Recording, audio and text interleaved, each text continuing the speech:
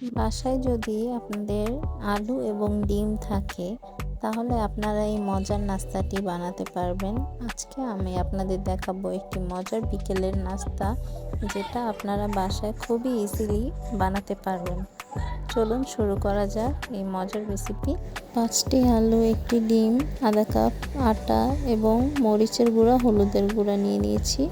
আলুগুলো লম্বা লম্বি কেটে নিচ্ছি আমি, এবং দেখতে পাচ্ছেন কাটা হয়ে গেছে।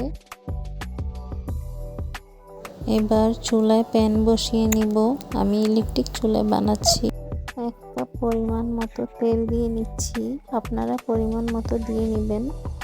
এবার আলু নিয়ে নিব, একটি ডিম নিয়ে নিব আলুর সাথে। এখন মশলা দিয়ে নিব, মরিচের গুঁড়া আধা চামচের মতো এবং হলুদের গুঁড়া আধা চামচের মতো দিয়ে নিচ্ছি। ভালো মতো মিক্স করে নিব। এবার আধা কাপ আটা ঢেলে নিব, সাথে স্বাদ মতো লবণ দিয়ে নিব এবং ভালো মতো এটা মিক্স করে নিব। চুলাতে তেল গরম হয়ে গেছে, আমি আলু দিয়ে দিব চুলাতে এবং দেখতে পাচ্ছেন এটা হয়ে গেছে। অলমোস্ট 10 মিনিটের ভিতর হয়ে গেছে। Here is ready my recipe.